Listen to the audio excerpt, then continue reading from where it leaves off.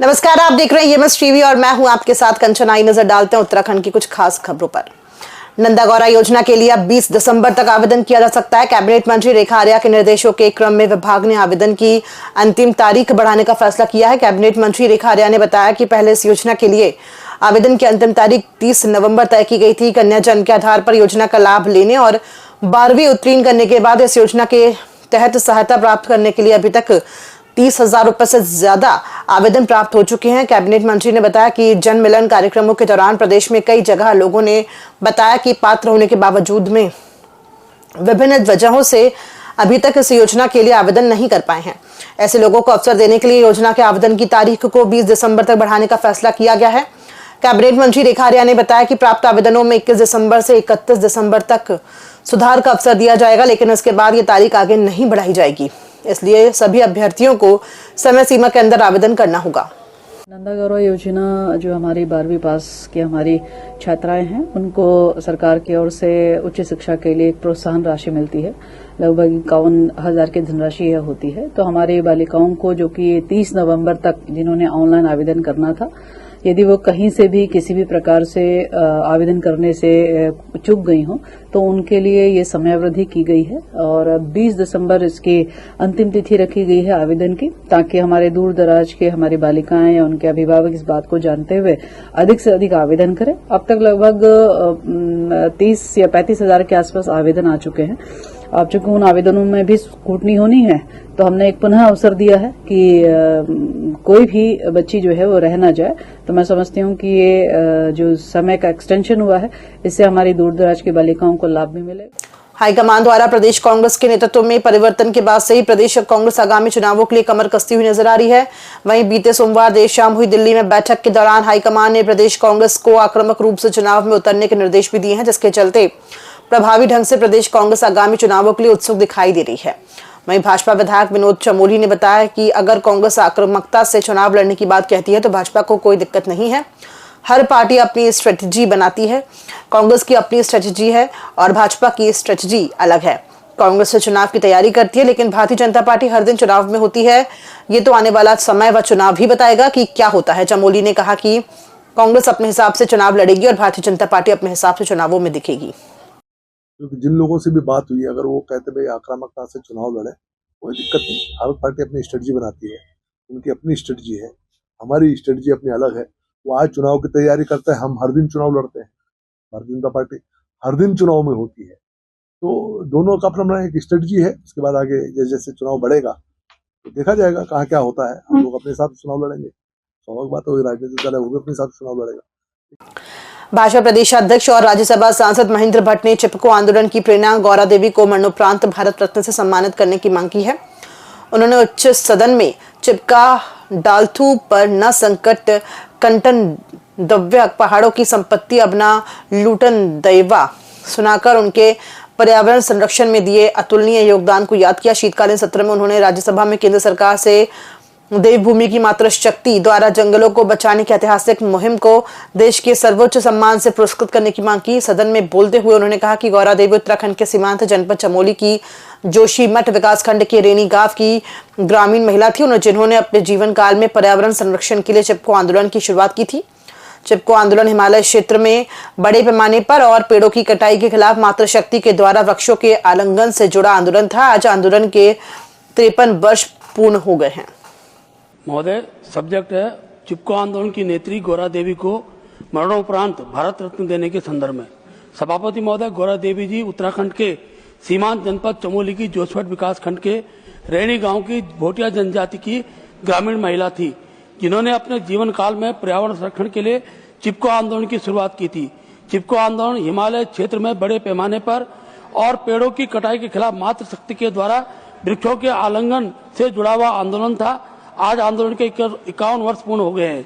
पर्यावरण बचाने के लिए यह चिपको आंदोलन 26 मार्च 1974 को इस सीमांत क्षेत्र में प्रारंभ हुआ। गणेशपुर में एक ही परिवार में संपत्ति को लेकर विवाद चल रहा है। इसी विवाद के चलते अमन बत्रा और नमन बत्रा नाम के दो भाइयों ने मिलकर अपने भाई विपुल बत्रा और उनकी पत्नी के साथ मारपीट की है, जिसमें दोनों घायल हो गए हैं। इस विवाद में हुई मारपीट का एक वीडियो आज सोशल मीडिया पर वायरल हो गया है। वीडियो में दिखाई दे रहा है कि दो लोग एक संपत्ति के पास पहुंचते हैं और वहां पर रखी ईंटों को फेंकना शुरू कर देते हैं। तभी एक बुजुर्ग व्यक्ति उनका विरोध करते हैं, जिसके बाद दोनों एक दूसरे पर ईंट फेंकने लगते हैं। ये ईंट एक व्यक्ति को लग जाती है जो जमीन पर गिर जाता है। तभी वीडियो में एक महिला एक व्यक्ति के साथ धक्का मुक्की करती हुई नजर आ रही है, जिसके बाद महिला भी संपत्ति से ईंटों को फेंकना शुरू कर देती है। जिसके बाद विपुल बत्रा की पत्नी मौके पर पहुंचती है, जहां पर एक ईंट विपुल बत्रा की पत्नी के पैर में लग जाती है और वो घायल हो जाती है। विपुल बत्रा ने पुलिस को तहरीर देकर बताया कि घर पहुंचने पर उसके भाइयों के द्वारा उनके और उनकी पत्नी के साथ जमकर मारपीट की गई है। एसपी देहात शेखर चंद्र सुयाल ने आज बातचीत में बताया कि मामले की जांच जारी है।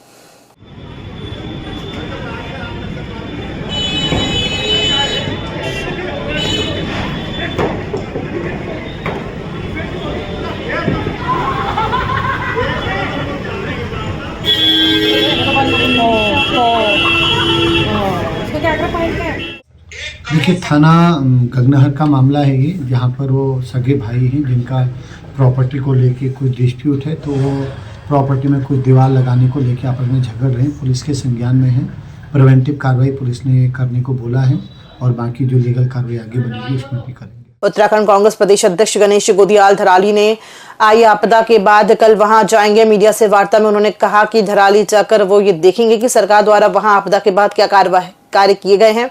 कहा कि सरकार को ये बताना चाहिए कि मलबे में दबे हुए लोगों को निकालने के लिए क्या काम किया गया। साथ ही कहा कि कल वो वहां पहुंचकर वहां के लोगों का दर्द बांटेंगे और जानेंगे कि सरकार की ओर से उन्हें पुनर्वास के लिए क्या किया जा रहा है। साथ ही गोदियाल ने कहा कि जब वहां पर आपदा आई तो उस समय के प्रदेश अध्यक्ष करण महरा वहां पहुंचे थे। इसके बाद उन्होंने सरकार को सुझाव भी दिए, लेकिन सरकार ने विपक्ष के सुझावों पर अमल नहीं किया। कांग्रेस अध्यक्ष ने कहा कि अब आज जब भाजपा के वरिष्ठ नेता कर्नल कोठियाल ने ही धराली आपदा पर सवाल खड़े किए हैं तो इससे स्थिति समझी जा सकती है। कहा कि निश्चित ही सरकार ने मलबे में दबे हुए लोगों को निकालने का प्रयास नहीं किया, बल्कि उन्हें और उनके परिजनों को उनके हाल पर ही छोड़ दिया है। आपदा की गंभीरता को सरकार ने बचाव कार्यों को अंजाम देने के बजाय छुपाना ज्यादा बेहतर समझा। जिस समय 5 अगस्त को ये दुर्घटना घटी, ये आपदा आई, उस दिन उसके बाद हमारे प्रदेश के उस समय के अध्यक्ष करण महरा वहां पहुंचे और उन्होंने बहुत स्पष्टतया सरकार को तमाम बातें बताई कि इस तरह की यहाँ पर स्थिति है और ऐसे अंदेशे हैं कि यहाँ कई लोग मलबे में दबे होने की आशंका है। लेकिन सरकार है कि विपक्ष की बातों को बिल्कुल दरकिनार कर देती है, बिल्कुल अनसुना कर देती है, बहुत हल्के में लेती है। और आज जब उन्हीं के पक्ष के, उन्हीं के अंदर के लोगों ने ये बात बाहर की है तो ये मुद्दा निश्चित रूप में गंभीर मुद्दा है। सबसे बड़ा गंभीर विषय ये है कि सरकार आपदा के बाद पुनर्निर्माण के कार्यों को तो जब करे तब करे, लेकिन मानवीय संवेदनाएं सरकार में दिखती नहीं। और ये इस बात से प्रमाणित होता है कि सरकार ने मलबे में दबे हुए लोगों को निकालने के बजाय उसी मलबे में और ऊपर से मलबा डालकर सड़क बनाने का काम किया, लेकिन उसमें जो दबे हुए लोग हैं उनको खोजने का, उनको निकालने का काम नहीं किया। प्रदेश मुख्यमंत्री धामी द्वारा प्रदेश के जिलों में विकास कार्यों के लिए 271.33 करोड़ रुपए की वित्तीय मंजूरी प्रदान कर दी गई है। तमाम योजनाओं के साथ साथ इसमें कर्मचारियों की महंगाई भत्ते में वृद्धि को भी मंजूरी दे दी गई है। वहीं भाजपा प्रदेश प्रवक्ता ने भी इस विषय पर प्रशंसा जताते हुए कहा कि कर्मचारी किसी भी देश या राज्य की रीढ़ का कार्य करते हैं।